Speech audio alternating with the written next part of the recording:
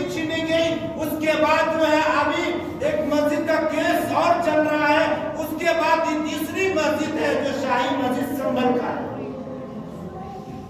उसमें कहा गया जिसके घर के अंदर से वो नौजवान गया होगा, जिन्होंने मस्जिद के खातिर शहादत का जाम को किया होगा, आप जरा सोच करके देखिए उसके माँ बाप के दिल पर क्या गुजरता।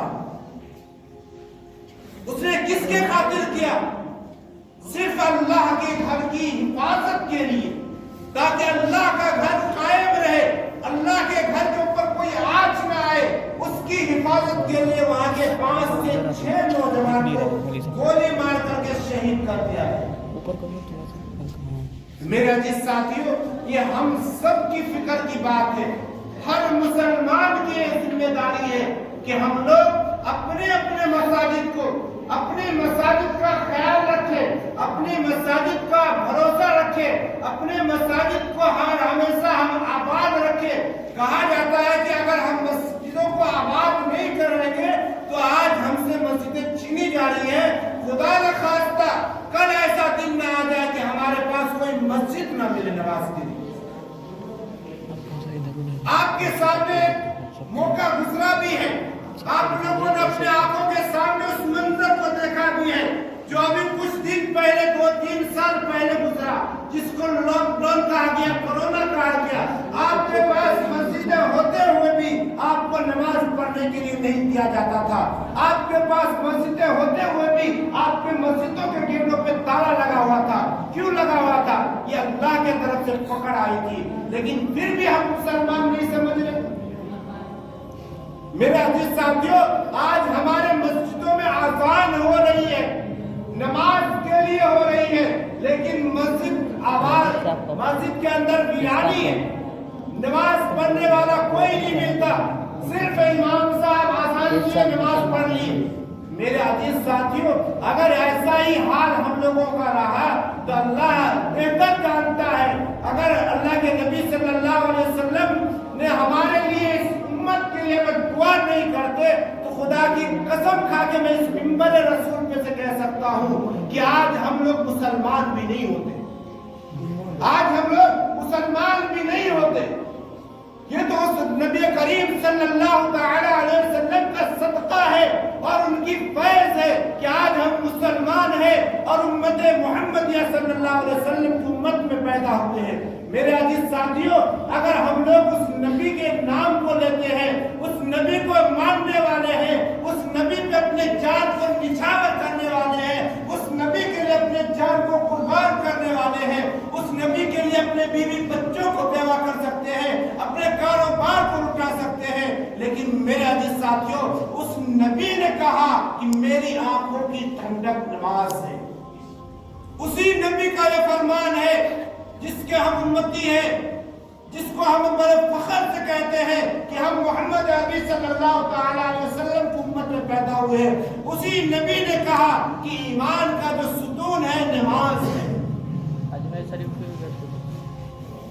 नमाज के अंदर, इस्लाम के अंदर, कुफ्र के अंदर जो फर्क पैदा करता है, इस्लाम के अंदर और कुफ्र के दरमियान जो फर्क है वो यही फर्क है कि नमाज है।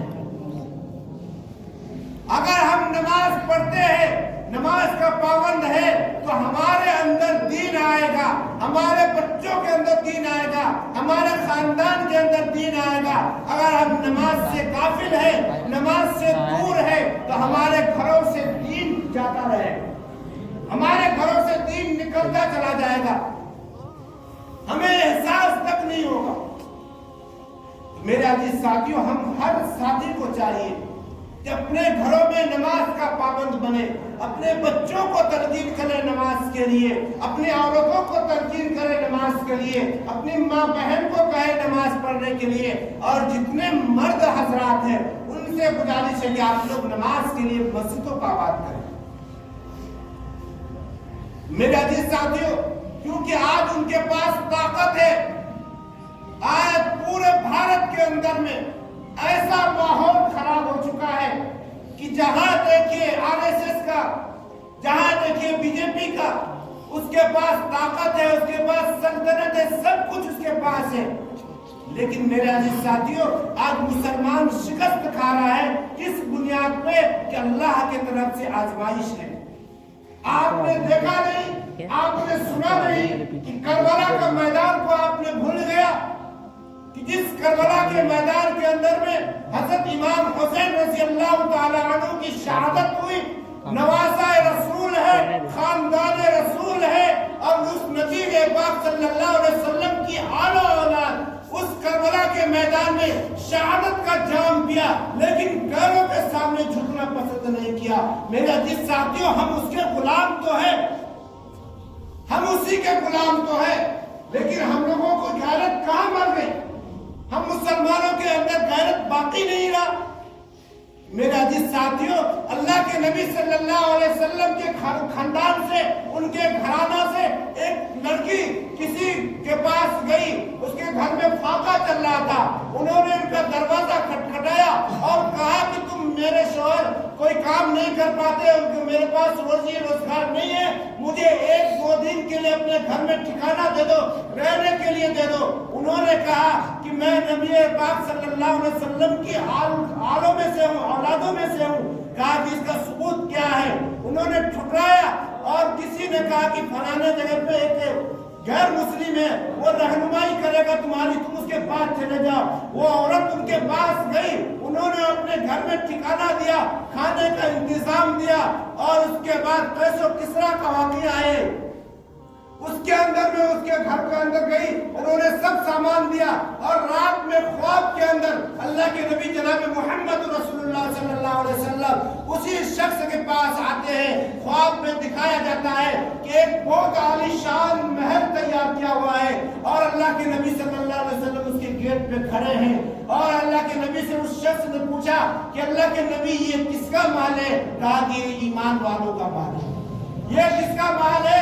ایمان والوں کا مال ہے، مسلمانوں کا مال ہے۔ کہا کہ اللہ کے نبی میں بھی مسلمان ہوں، میں بھی ایمان والا ہوں۔ کہا کہ تم نے میرے اولادوں سے، تم نے اس سے ثبوت مانگا تھا، اس سے گواہی مانگی تھی، تم اپنے نبی کے اولاد میں سے ہو تو تم اپنے ثبوت پیش کرو۔ آج تم بھی ثبوت پیش کرو کہ تم مسلمان ہو کہ نہیں۔ لمبا کر دو۔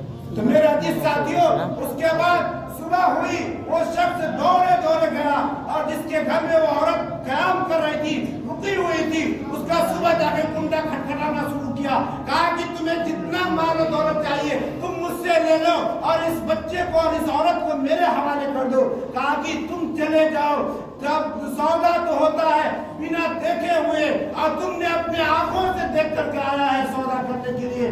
جس خواب کو اللہ کے نبی صلی اللہ علیہ وسلم تمہیں دکھا رہا تھا، اسی وقت مجھے بھی دکھا رہا تھا، اور اللہ کے نبی صلی اللہ علیہ وسلم تمہارے پر لعنت بھیج رہا تھا، اور مجھے کہا کہ ایک مکان تمہارا وہاں سے۔ تو میرے عزیز ساتھیوں، یہ ہماری ایمان کی حقیقت ہے۔